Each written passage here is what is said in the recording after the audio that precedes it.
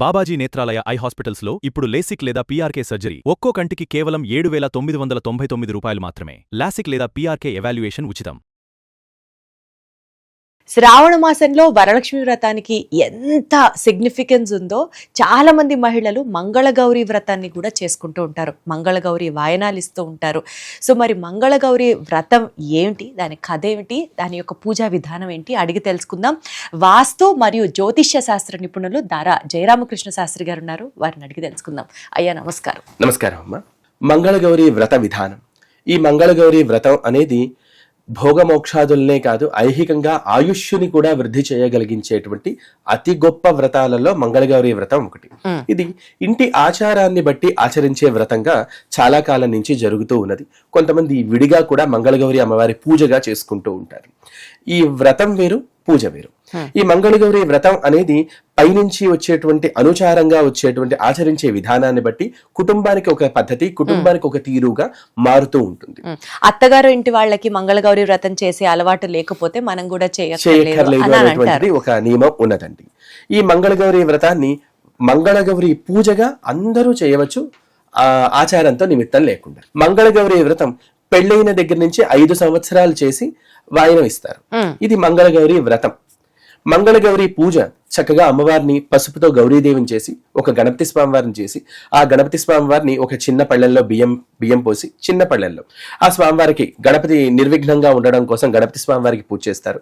ఇంకొక పసుపు ముద్ద పెద్దదిగా చేస్తారు. గణపతి స్వామి వారిని ఏమో వృత్తాకారం, గోళాకారంలో చేస్తారు, అంటే రౌండ్ సర్కిల్ షేప్ లో. ఈ అమ్మవారిని మాత్రం త్రికోణంగా ఉండేటట్లుగా చేస్తారు. అలా చేసి వేరొక బియ్యపు పళ్ళెంలో పెట్టి తమలపాకు వేసి అమ్మవారిని పెట్టి, అమ్మవారి సమగ్ర స్వరూపంగా ధూపము, దీపము, నైవేద్యము, ఆవాహన, స్థాపన, అర్చనాది క్రియలు అన్నీ చేసుకోవడం. అంటే అమ్మవారిని రమ్మని చెప్పడం, కూర్చోపెట్టడం, కాళ్ళు కడుక్కోవడానికి పాద్యం అని అంటాం, కాళ్ళు కడుక్కోవడానికి నీళ్లు ఇచ్చినట్టుగా కాసిన నీళ్లు చూపించి పక్కన వదిలిపెట్టడం, చేతులు కడుక్కోవడానికి నీళ్లు ఇచ్చినట్టుగా కాసిన నీళ్లు చూపించి పక్కన వదిలిపెట్టడం, స్నానం చేయించడం. కొండంత దేవుడికి కొండంత పత్రి పెట్టలేమన్నట్లుగా చంద్రుడికో నూలిపోగు చిన్న పత్తితో వస్త్రం చేసి ఆ వస్త్రాన్ని అమ్మవారికి సమర్పిస్తాం స్నానం అయిన తర్వాత యజ్ఞోపవీతం. అమ్మవారికి యజ్ఞోపవీతం ఎందుకండి అని అంటే, యజ్ఞసూత్రాన్ని ధరించిన కారణం చేత అమ్మవారికి కూడా, స్త్రీ దేవతలకు కూడా యజ్ఞోపవీతాన్ని వేయాలి. ఆ యజ్ఞోపవీతాన్ని ధరింపచేస్తారు. తదుపరి గంధాన్ని ఇస్తారు, కుంకుమ ఇస్తారు. ఆ తర్వాత ధూపము, దీపము, నైవేద్యం, తోచిన అష్టోత్తరం కావచ్చు, సహస్రనామం కావచ్చు చేసుకుని 5 పిండి దీపాలని, అంటే చలిమిడి, బెల్లము, బియ్యపిండి కలిపి చలిమిడిని తయారు చేసి 5 దీపాలని వెలిగించి అమ్మవారి ప్రీత్యర్థం ఆ స్తోత్ర పారాయణ చేసుకోవడం అనేది మంగళగౌరి పూజా విధానం. అలా పూజ చేసుకుని శనగల్ని అమ్మవారి ప్రీత్యర్థం పూర్ణం బూరలు కావచ్చు, లేదా ఏదైనా తీపి పదార్థం పాలు పొంగించి పొంగలి కావచ్చు అమ్మవారికి నివేదించి, ఎవరైనా ఒక ముత్తైదువుని పిలిచి తోరం 9 పోగులు కలిగినటువంటి 9 వరుసల దారం కలిగినటువంటి పోగుల దారాన్ని తీసుకుని దాన్ని అమ్మవారికి ఒక వాయనం కింద, అమ్మవారికి కాసిన శనగలు ఒక 9 పూర్ణాలు అమ్మవారికి మొదటి వాయనం ఇచ్చి, ముత్తైదువుని పిలిచి ముత్తైదువుకి కూడా గంధ పుష్పాక్షతలతో అర్చించి, ఆ తర్వాత ముత్తైదువుని కూడా అమ్మవారి స్వరూపంగా భావించి రెండవ వాయనం కింద ముత్తైదువుకి ఇచ్చి తోరం ఈవిడ కట్టుకుని ఎవరైతే చేసే వ్యక్తి ఉన్నారో ఆ ఎవరైతే వచ్చిన ముత్తైదువు కూడా తోరం కట్టి భోజనం పెట్టి పంపిస్తారు. ఇది అలా ఎంత మందికి ఇవ్వాల్సి ఉంటుంది? ఇది వ్రతంగా అయితే ఇంటింటికి ఆచారం పెరుగుతూ ఉంటుంది. ఒక్కొక్కసారి కొన్ని కుటుంబాల్లో 5గురికి సరిపోతుంది. కొన్ని కుటుంబాల్లో 2వ సంవత్సరం 10 మంది, 3వ సంవత్సరం 15 మంది, 4వ సంవత్సరం 20, 5వ సంవత్సరం 25 మంది. అయ్యో బాబోయ్, అట్లా అలా పెరుగుతూ వెళ్తాయి. కొన్ని కుటుంబాల్లో ఉండే ఆచారాన్ని బట్టి. ఇవాళ రేపు పట్టణవాసంలో ఉండే వాళ్ళైతే గంపవాయనం అని ఇచ్చేస్తున్నారు. అంటే ఒకే ముత్తైదువుకి ఈ 25 మందికి తగ్గ వస్తువు అంతా ఇచ్చేస్తారు. ఈ ముత్తైదువు తీసుకున్న కర్మానికి మొత్తం ఆవిడ అందరికీ పంచాలి. అట్లా కాకుండా ఇందాక మీరు చెప్పినట్లు ఈ మంగళగౌరి పూజ చేసుకునే వాళ్ళకైతే ఒక్క ముత్తైదువుకి శనగలు, నూనె, పూర్ణాలు ఇచ్చి అమ్మవారి స్వరూపంగా రేవికల గుడ్డ పెట్టవచ్చు, ఓపిక ఉంటే చీర పెట్టచ్చు, భోజనం పెట్టి పంపాలి. ఇది మంగళగౌరి పూజ. మంగళగౌరి వ్రత విధానం ఇంటింటి సాంప్రదాయానికి మారుతూ ఉంటుంది కాబట్టి అది తప్పదు. అది వాళ్ళ సాంప్రదాయాన్ని బట్టి మాత్రమే చేయవలసి ఉంటుంది. మంగళగౌరి పూజ చాలా విశిష్టమైనది. ఎంత ఫలితాన్ని ఇస్తుంది అని అంటే ఆ కథలో చెప్పబడుతూ ఉంటుంది. పరమేశ్వరుడు గురించి ఒక రాజు తపస్సు చేస్తే, మంగళగౌరి వ్రతం యొక్క కథలో ఒక రాజు తపస్సు చేశారట. ఆయనకి సంతానం లేదు. తపస్సు చేస్తే ఎంత తపస్సు చేసినా ఏమీ ప్రయోజనం లేదు అనేసి పరమేశ్వరుని నింద చేశారట. పరమేశ్వరుని నింద చేసి ఇంటికి వచ్చేసి పడుకుంటే ఒకనాటి రాత్రి రాణి గారి కల్లో ఒక ఆవిడ పెద్ద ముత్తైదువు కనిపించి, రేపు మీ ఇంటికి ఒక భిక్షగాడు వస్తాడు, వాడు వచ్చినప్పుడు దగ్గర నిలబడి భిక్షవై. ఒకసారి పిలిచి భిక్షగాడు వెళ్ళిపోయి ఈవిడ ప్రాసాదం నుంచి బయటకు వచ్చే లోపల భిక్షగాడు పిలిచి వెళ్ళిపోయాడు. ఈవిడ వచ్చారు. అలా 10 రోజులైంది. 11వ రోజు భిక్షగాడు రావడానికి పావు గంట ముందే ఈవిడ బయట నిల్చున్నారు తలుపు వెనకాల. భవతి భిక్షాందేహి అనే జోలి పెట్టే లోపల వెంటనే ఈవిడ బయటకు వచ్చేశారు. నీకు సంతానం లేదు కాబట్టి నీ భిక్ష నేను స్వీకరించను అన్నారు. అయ్యయ్యో, మరి ఎందుకు వచ్చావయ్యా? 10 రోజుల పాటు పిలిచావు, తీసుకోకుండా పోయావు, ఎందుకు వచ్చావు? నా ప్రారంధాన్ని నింద చేయడానికి వచ్చావా అంటే నాకు లేదని దెప్పి పడవడానికి వచ్చావా అని ఆ రాణిగారు బాధపడ్డారట. బాధపడవద్దమ్మా, మీ ఆయన 16 సంవత్సరాలు ఈశ్వరుడు గురించి తపస్సు చేశారు. కానీ పరమేశ్వరుడు ప్రత్యక్షం అవ్వడానికి ఒక గడియ ముందు తపస్సు ఆపేసి ఇంటికి వచ్చేసారు. అయ్యో, మరి ఆయనకు తెలియదు కదా ఆ విషయం, పాప తెలిస్తే అలా చేయడు కదా. మరి ప్రారంభ కర్మాన్ని ఎవ్వరూ తప్పించలేరు. ఆయన ఇంటికి వచ్చేశారు. పరమేశ్వరుడికి ఇంతసేపు చేసిన వాడు ఒక్క గడియ చేయలేడా అని ఆశీర్వదించాలి అనే కారణంతో నన్ను పంపించాడు. నేను ప్రమథగణాల్లో ఒకడిని. ప్రమథగణాలు అంటే పరమేశ్వరుడు యొక్క పరివారం, సర్వెంట్స్. నందీశ్వరుడు యొక్క ప్రేరేపణతో, అంటే నందీశ్వరుని యొక్క కింద ఉండేటువంటి వ్యక్తులు, గణశక్తులు, దేవతలు. అంటే విష్ణు పార్షదులు జయుడు విజయుడు మనం చూస్తూ ఉంటాం. అలా నందీశ్వరుడితో పాటు చండు ముండు భండు ఇలా కొంతమంది ఉన్నారు. ఆ వాళ్ళల్లో ఒక ఆయన్ని పరమేశ్వరుడు పాపం నా కోసం తపస్సు చేశాడు, నేను వచ్చే ముందే చక్కగా కాలికి బెల్ నొక్కాను, నేను తీసే లోపల ఆయన పక్కకి వెళ్ళిపోయాడు అన్నట్టు. అయ్యో, అలాగా ఈ ఎవరైతే ప్రమథగణాల్లో ఉండేటువంటి ఒక ఆయన స్వామివారి మాటగా చెప్పారు. ఏం చేయమంటావయ్యా అంటే, రేపు ఉదయం మీ ఆయన్ని చక్కగానే ఒక గుర్రం వేసుకుని వెళ్ళమనమ్మా, గుర్రానికి గంతలు కట్టమను. గంతలు కడితే గుర్రం ఎక్కడికి పోతుంది అని అంటే పరమేశ్వర ప్రేరణతో పోతుంది. ఒక స్వర్ణగౌరి దేవాలయానికి అది వెళ్ళి ఆగుతుంది. అక్కడ పెద్ద మామిడి చెట్టు ఉంది. అమ్మవారిని పూజ చేసి ఓ పండు తెచ్చుకోమను అని ఈ ప్రమథగణాల్లో ఉండేటువంటి ఓ యోగి చెప్తే ఈయన మరుసటి రోజు బయలుదేరి వెళ్ళారు. మనిషికి ఉండే ఆశ ఎలాంటిది అనేది ఇందులో తెలుస్తుందండి. వెళ్ళిన తర్వాత అమ్మవారిని గౌరీదేవిని మంచిగా ఆరాధన చేశారు. అమ్మ అనుగ్రహించడానికి సిద్ధంగా ఉంది.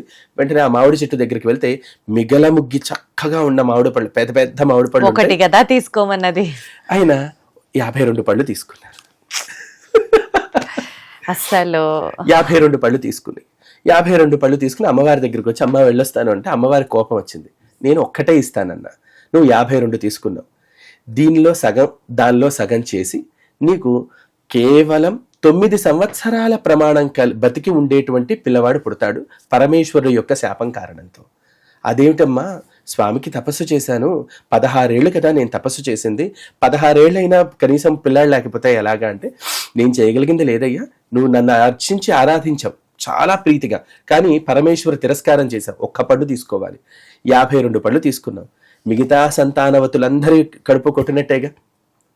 ఆ పాపం కొద్దీ నీకుండేటువంటి పిల్లవాడికి 9 ఏళ్లే అంటే, కాదమ్మా అని అమ్మవారి పాదాల మీద పడితే 9 ఏళ్ళు వచ్చిన తర్వాత పిల్లవాడిని ఊరి మీద కుదలే అని ఒక ఉపాయం చెప్పి అమ్మవారు అంతర్ధానం అయిపోయారు. రాజుగారి ఇంటికి వచ్చాడు, కొడుకు పుట్టాడు. పుట్టిన తర్వాత 9 ఏళ్ళు అయింది. 9 ఏళ్ళు అయిన తర్వాత ఆ అబ్బాయికి విశ్వనాథ వర్మ అని పేరు పెట్టుకున్నారు. 9 ఏళ్ళు అయింది, యమభటులు వచ్చారు. పిల్లవాడు ఇంకా స్నానం చేస్తున్నాడయ్యా, స్నానం చేసిన తర్వాత వస్తారు. అది సత్యయుగం, కృతయుగం కాబట్టి యమభటులు కనిపించేవారు, చెప్పిన మాట్లాడుకునే కాన్వర్సేషన్స్ బాగుంది. వీళ్ళు వాకిట్లో కూర్చున్నారు. దొడ్డి వైపు నుంచి పిల్లవాడిని పంపించారు. అడగచ్చు, యమభటులకి ఆ మాత్రం జ్ఞానం తెలియదా అంటే, వ్యక్తిని తీసుకురమ్మని యమధర్మరాజు ఆజ్ఞ తప్ప వేరుగా కాదు. తద్వారా ఈయన వెనక నుంచి వెళ్ళి కాశీనగరానికి వెళ్ళారట. కాశీనగరంలో యమభట ప్రవేశం ఉండదు కాబట్టి ఈయన తిరుగుతూ ఉన్నాడు. పిల్లాడు ఎక్కడ అంటే, అయ్యో కనిపించలేదు, కనిపించకుండా పోయాడు, కనిపించగానే వెంటనే మీకు అప్పచెప్తామన్నారు. ఈయన తిరుగుతూ తిరుగుతూ తిరుగుతూ ఒక రాజ్యానికి వెళ్ళాట. ఆ రాజ్యంలో విశ్వనాథ వర్మ గారు ఆయన మేనమామ ఇద్దరు కలిసి ఒక రాజ్యానికి వెళ్ళారు. ఆ రాజ్యంలో ఒక యువరాణి పెద్దరాణి గారు గతించారు. పెద్దరాణి గారు వరలక్ష్మి అమ్మవారి ఆరాధన, మంగళగౌరి అమ్మవారి ఆరాధన విపరీతంగా చేసేవారట. మంగళగౌరి అమ్మవారి ఆరాధన చాలా సంవత్సరాలు చేసిన తర్వాత ఒక పిల్ల పుట్టింది. ఆ పిల్లకి గౌరీ అనే పేరు పెట్టుకున్నారు. ఈ అమ్మాయి కూడా చక్కగాను 10 ఏళ్ల ప్రాయం వచ్చింది.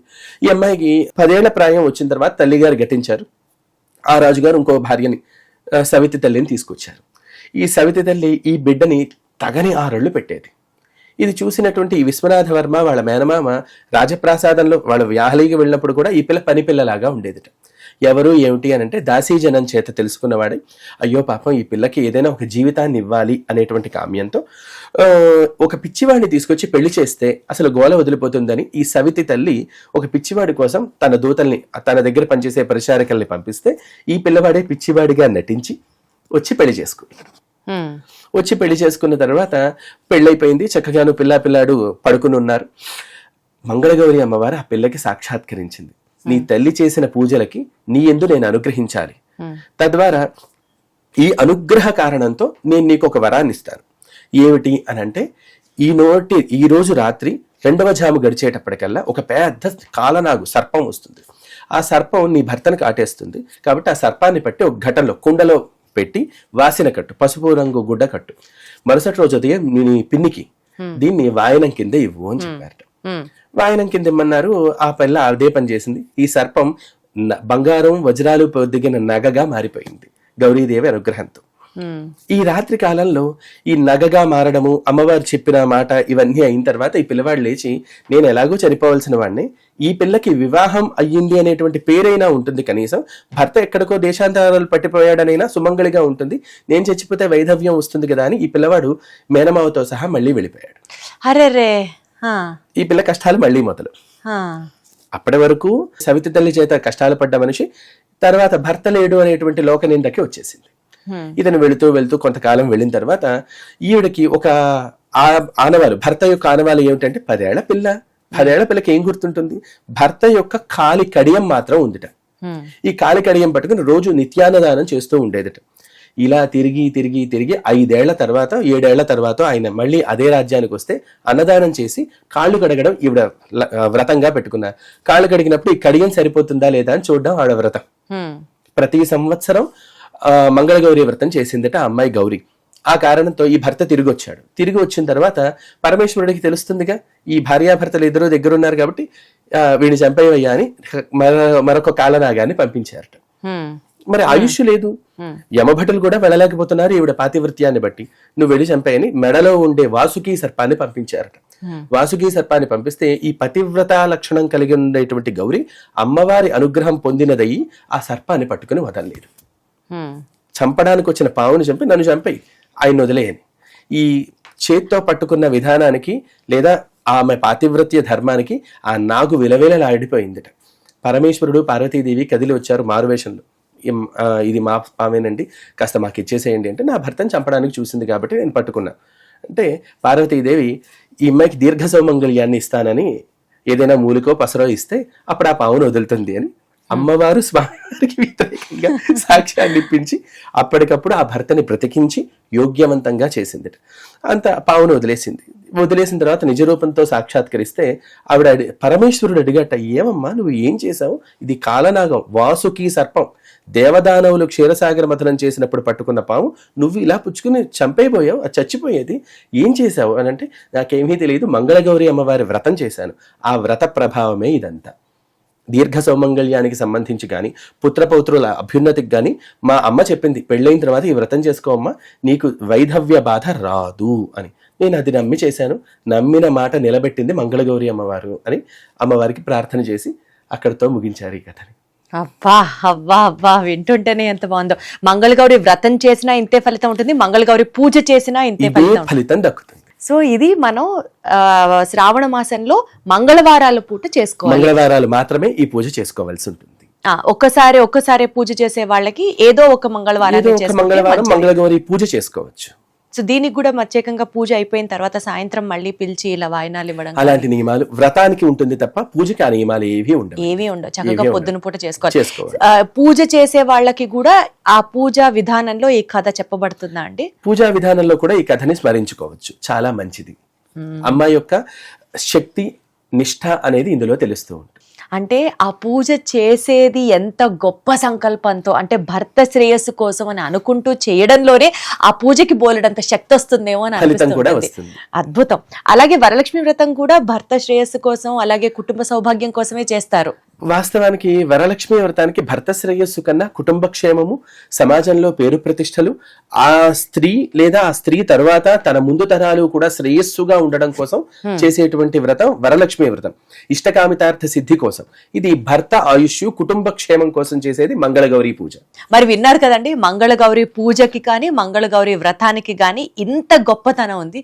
సో మీరు కూడా ఒకసారి ఆచరించి చూడండి. అంటే అలవాటు లేదు అని అనుకునే వాళ్ళు, ఇష్టం ఉంటే మంగళగౌరి పూజ పూజ అయినా సరే మనం చేయొచ్చు. ఈ శ్రావణ మాసంలో వచ్చేటటువంటి మంగళవారాల రోజున మంగళగౌరి పూజ చేసి మీరందరూ బాగుండాలి, మీ ఫ్యామిలీస్ అన్ని బాగుండాలని మనస్ఫూర్తిగా కోరుకుంటూ ధన్యవాదాలు గురుగారు. నమస్కారం అమ్మా.